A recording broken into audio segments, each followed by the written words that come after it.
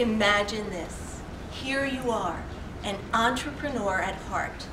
You have spent the last 10 to 20 years in corporate, and while you liked it, lately, it feels more like job jail. You make a decision.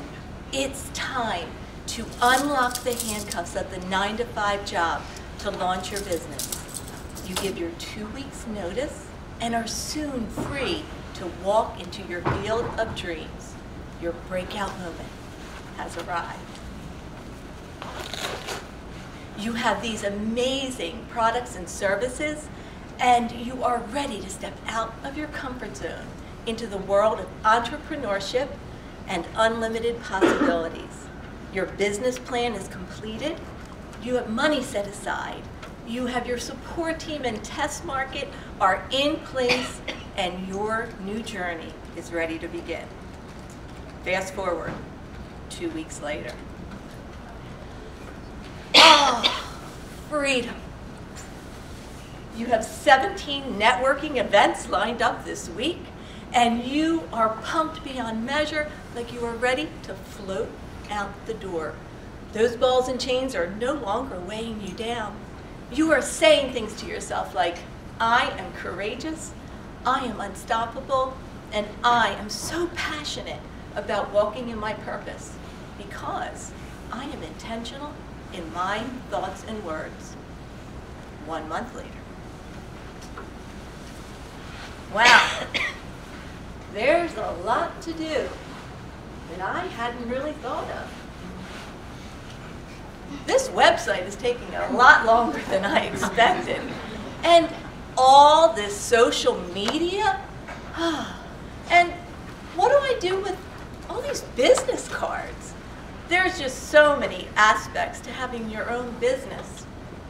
But I will remain positive because I am intentional in my thoughts and words. I have 7 more events this week, and I know I will meet the right people and make the right connections to get great results. Fast forward 6 months later. Oh my goodness gracious. I am so exhausted. All I do is work. And having your own business is a lot harder than I thought, and honestly, I'm feeling overwhelmed. There's just so much to do, and really, I'm really getting a little bit discouraged. Flying solo is really tough, and I didn't realize that I'd be wearing so many different hats. People were probably right. Don't quit your day job, they said. And nobody seems to take me seriously. Stop. Enough. How many of you have ever been right here? So what just happened? Can you see the importance of being intentional in your thoughts and words? Your thoughts are so powerful. They are like a huge magnet attracting more of what you're thinking about. But how often do you pause to think about what you're thinking about? The following is a quote shared by numerous thought leaders. Your thoughts influence your words, impact your actions, develop into your habits, define your character, and ultimately, your destiny. And above all, what you say to yourself has more impact on you than what others say to you. Your thoughts and words can either speak life over you or imprison you and hold you back from fulfilling your dreams, your desires, and your purpose for your life. Now, you know it's inevitable that you will face challenges and have problems. However, the problem is not necessarily the problem. It's the perception of the problem that is. And sometimes disappointments can be disguised as reappointments for something greater. So it's not what you're looking at that actually matters. It's what you see. Look at the next slide and just think about the first thing you see. Don't call it out. Ready? How many of you see career nowhere? Raise your hands. How many of you see career now here? Same letters, different perspective. So how do you make a change? I believe there needs to be an intentional shift in your thoughts. When a thought comes your way and it doesn't serve you, think a new one. You must set your mind and keep it set. Your thoughts and your words and your beliefs must be aligned. And it's a choice. You have a choice to say, I don't have to live by how I feel. I don't have to live according to my circumstances. And I don't have to live by what others think.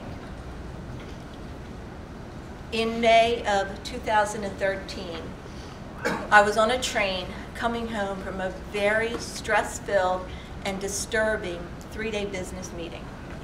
Without thinking, I got up quickly to use the restroom and I banged my head on the metal luggage rack above me. I saw stars. The next day, I went for a CAT scan and they shared that my brain was completely swollen. They told me to eliminate all electronics for at least 3 weeks to allow my brain to heal. Do you think I listened? The headaches and lack of focus intensified to the point of debilitating pain. I took a sabbatical, withdrew from most activities as I was sleeping almost 16 hours a day. Imagine functioning at about 20% capacity. After 2 years of searching for answers and finally, and suffering through this, I finally found a doctor who was relentless in getting answers. And she did. The diagnosis, fluid had developed around the frontal lobe of my brain. Then one day at the chiropractor's office, I would go there regularly for adjustments. And when he would ask me about how I was feeling, I would continue telling him about my headaches. This one day, though, he stopped me and said, "Your story is really defining you." And he was right. It was in that moment I had an epiphany. My story, everything that I was saying, my thoughts and my words were changing what I was feeling and how I wasn't healing. It was a very difficult time, and I went to the doctors, and about a month later, she said that there was a change. The results, the new results, atrophy had developed around the frontal lobe of my brain. My mouth dropped, and I thought, atrophy and brain should never be in the same sentence. Then, after about a 10-tissue cry, I said aloud, well, I guess God wants to show off with a bigger miracle. My mantra became, I am happy, I am healthy, I am whole, I am healed. Say it with me. I am happy, I am healthy, I am whole, I am healed. There was a shift. I could feel it. I no longer was claiming how I was feeling, but I was claiming the healing that I knew was possible with God. 9 months later, after a long-awaited appointment with a top neurologist, he said to me, I no longer see any evidence of the concussion, the fluid, or the atrophy. I am two of the most powerful words, for what follows them shapes who you are. According to research by Dr. Carolyn Leaf, a renowned neuroscientist, 75 to 95% of the illnesses that plague us today are a direct result of our thought life. What we think about affects us physically and emotionally. Every thought we think actually changes and shapes our DNA. Toxic thoughts switch off the DNA codes that lead to healing and turn on genes you have that may be predisposed to illness and disease. Whereas positive thoughts switch on the genes that lead to healing and override any bad genes you might have. Fascinating, right? So I asked you to consider this. If it's possible for your positive, intentional thoughts and words to help you heal, could it also be possible for your intentional thoughts and words to help you impact your success as a business entrepreneur? I'd strongly encourage you to consider implementing these 3 thought-provoking questions as you're building your business, as well as standing in your power for life itself. Number 1, what are you saying to yourself? Pay attention to your thoughts. Think about what you're thinking about. When a negative thought comes your way, use my RID formula, R-I-D. Recognize it, inspect it. If it doesn't help you, delete it. Number 2, what are you saying to others? Let people know you've got this. You are confident in your decisions, your beliefs, and your talents, and you would love and appreciate their support in standing beside you. And number 3, what are you saying out loud? Remember those affirmations. I am courageous. I am unstoppable. I am brave. Make them your own and believe them. Rehearse them and say them in front of the mirror or in the car, and record them in your own voice so that you can listen to them over and over again, affirming all that you are. Be intentional.